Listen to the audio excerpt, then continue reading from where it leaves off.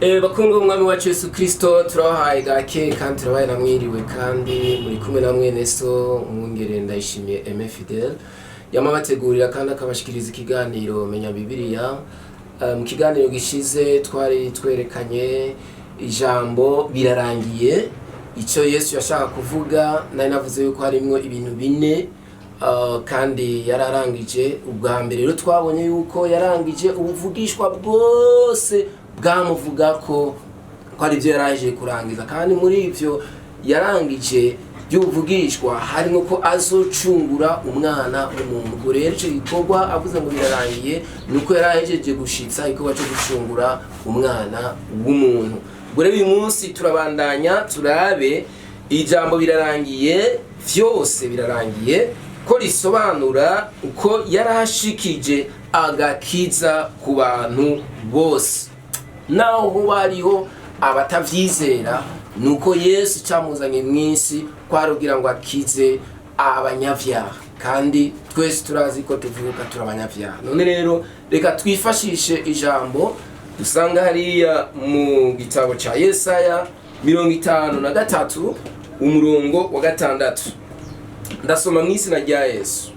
Haravuga ngo twese twazimiye nk'intama, twese twagiye isabagire, umuntu wese mu nzira yiwe uhoraho amuremeka ukugabitanya kwacu twese. Nukuvuga rero Yesu ari ku musaraba yikoreye ivyaha by'abari mw'isi bose, kuko nivyo vyari vyaramuzanye. Kuko ku musaraba wari umusaraba w'isoni. Bibiliya ivuga ngo yacitse icaha ku bwacu. Nukuvuga rero yacitse icaha natwe turonka ukugororoka ku musaraba. Ubwo rero avuze ngo birarangiye nuko yarashikije agakiza ku bantu bose. Ivyo Yesaya yarabivuze neza hariya mu gice ca 53 ku murongo wa 6 ngo tubisomye. Ariko iyo duza haruguru gato urabona muri Yesaya 53 ku murongo wa 4 no 5 bivuga ngo yikoreye inimba zacu zose, ngo yishaka imibabaro yacu yose, mbere ngo yikorera ivyaha, ngo nibigabitanye vyacu vyose, n'igihano gituronkesha amahoro vyose ngo biba kuri we. Ubwo rero ivyo yararangije nuko ngo muri Luka 19 ku murongo wa 10 turazi ko Yesu yari yaje kurondera icari carazimiye no kugikiza. Yarahejeje rero kukirondera kandi yarahejeje no kugikiza. Amen. Ubwo kandi mu butumwa bwiza bwanditswe na Yohana 10 ku murongo wa 10b tuhabona yuko Yesu yari yaje kugira ngo atange ubugingo, ubuzima busagutse. Ubwo rero Yesu ku musaraba avuze ngo birarangiye, yarahejeje kuduha ubugingo bwuzuye, ubugingo busagutse, ubugingo bukwiye, ubugingo budapfa. Amen. Ubwo kandi mu vyo yarahejeje kuvuga ngo birarangiye, yarahejeje gukiza ikintu bita umunyavyaha. Abanyavyaha turazi ko twarabo gupfa rubi, nkuko Paulo avyandika mu Banyefeso, twarabo gupfa rubi. Ariko kandi turazi ko abanyavyaha bose ingero yabo ari urupfu, nkuko Paulo avyandika mu Baroma 6:2-3, ingero y'icyaha n'urupfu. Kandi turazi neza ko twese twara abanyavyaha, ngo bose bakoze ivyaha ntibashikira ubwiza bw'Imana.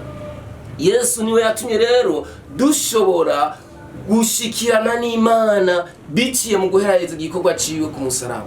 Rero yaraheje gushitsa agakiza kubo yaremye bose. Ivyo biboneka neza ko Yesu yarahejeje gukura ivyaha by'abari mw'isi bose, kandi kugira ngo aduhe agakiza ivyo yarahejeje kubirangiza. Ivyo yarabishikije vy'ukuri, twovuga ko yabishikije. Nico gituma tuvuga ngo tout est accompli, vyose vyararangiye.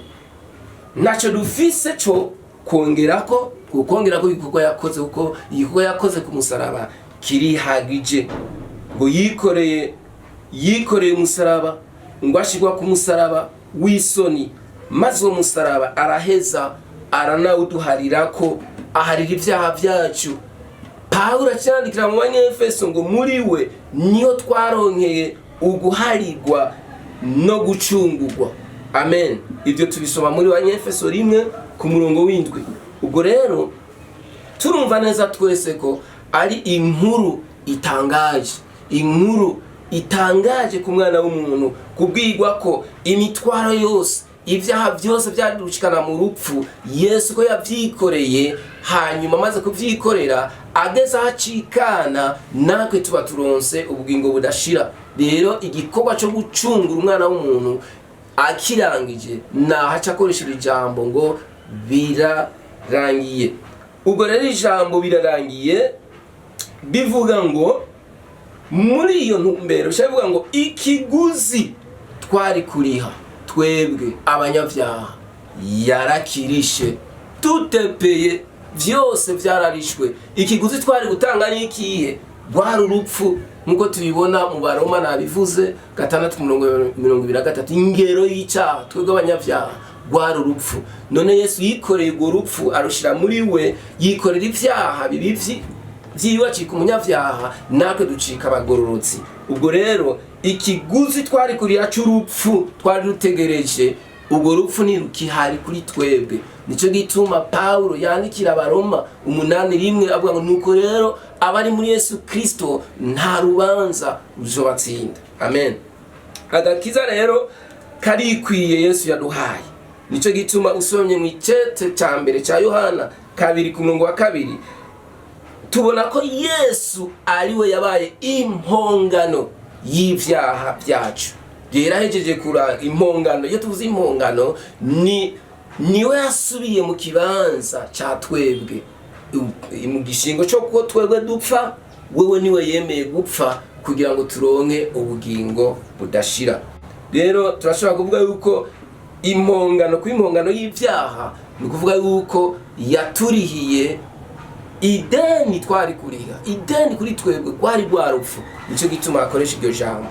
Yesu rero yari yaje gukora iki kintu cyo kubohora no kuducungura.